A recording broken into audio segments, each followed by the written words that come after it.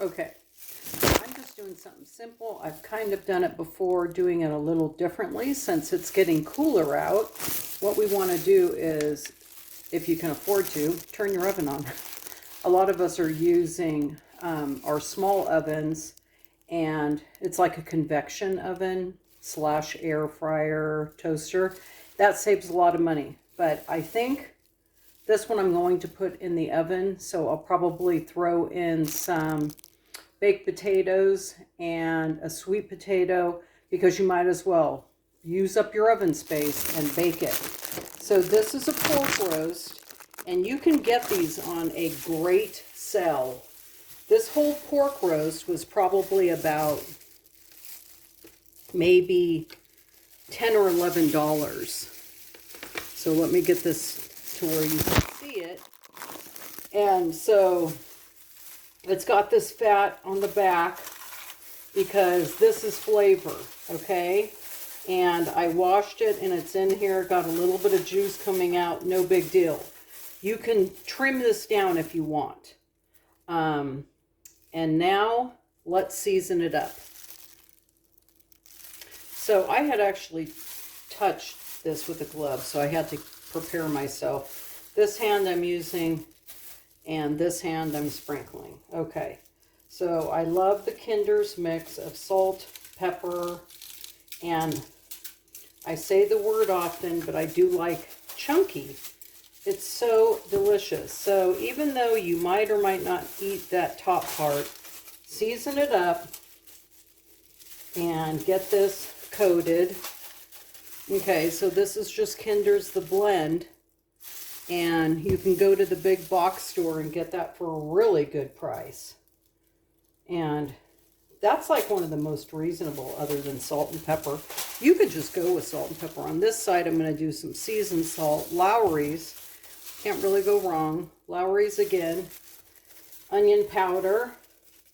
Gosh, I love onion powder. I didn't used to incorporate that as much, but I do love it. And then good old garlic powder. Do the same on the other side. Season that girl up. You want to call it a boy? Maybe yours is a boy. I'm going to do the same to this side. And you're going to see a lot of grains of fat. And it's not really so much gristle as it is just kind of fat. Well, I trim my meat before I serve it. And the stock it makes will be really delicious. That was the onion powder, some seasoned salt, and then what we're going to do is let this set out, get it to room temperature. I wouldn't do this over this side. I guess I didn't add that on the other side, but I'm going to. Don't let this set over a half an hour or so. It's pretty chilly, so even, 45 minutes. Get this into that meat. Massage, massage, massage. I sprayed the underside of this meat in case it overcooks. I'll need to flip this over when it's in the oven to stop the, burning, browning process, Okay, so we're going to let this set, and it's going to go in about 360. And to get this perfectly done, you're going to check your temperature. But I would say it's going to be done in about 50 minutes to an hour. For sure, you know what? This is pretty big, so maybe a little over an hour. And just keep checking, and then cover it, take it out, and just, let it set like this for another 20 minutes before slicing it up. You're going to love it. Pair it with your favorite vegetable. And if you wanted, which I might do, sorry guys, I'm getting these gloves off of my hand. You might want to dice up your potatoes, put it on the side, any hard vegetable. I wouldn't do the sweet potato. That gets done a lot faster. And then maybe some carrots, green onion, whole onion.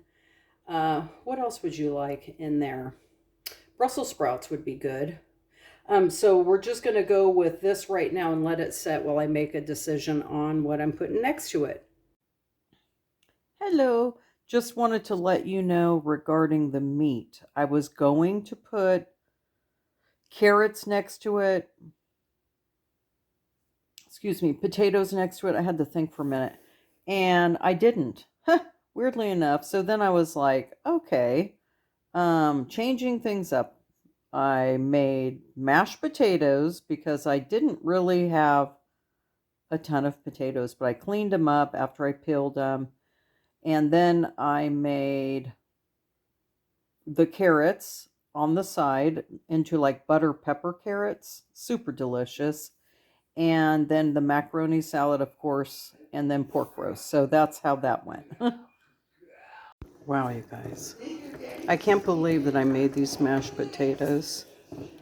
And okay, so I decided to make some mashed potatoes, and I was like, wait a second, the milk is frozen.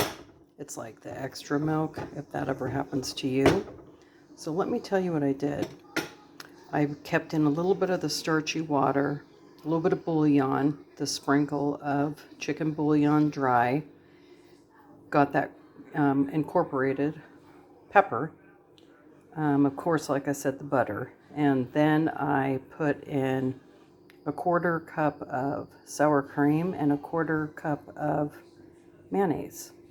And voila, milkless mashed potatoes. Pretty delicious too. A little bit of green onion. Wow, you would love them.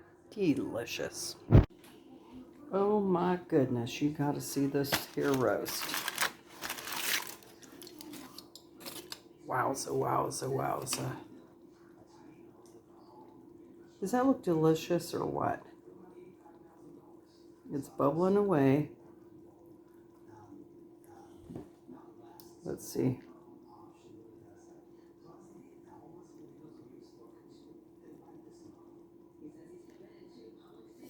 Okay, one sec. Whew. Look at those delicious, peppery, buttery, a little bit of water, other seasoning. Cut up carrots, mashed potatoes. Ooh wee. Okay, it's going to come up to temperature perfectly as we let it set here, but it's right on the money. So almost 170 by the time I slice into it. So if you want your pork done perfectly, take it out when it hits about 190. I mean, excuse me, not 190. Why did I say that? 170. Almost. So 168-ish. And it'll go up to 170. I'm going to let it set here. And get it sharpened well. Okay. Let's get this out.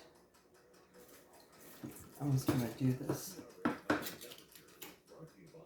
Cut her up.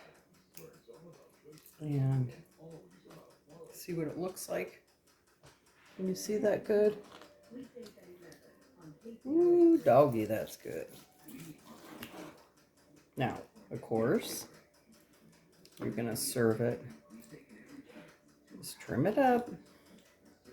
Don't be afraid. Delicious. Thanks for joining Dana's Daily Doodles.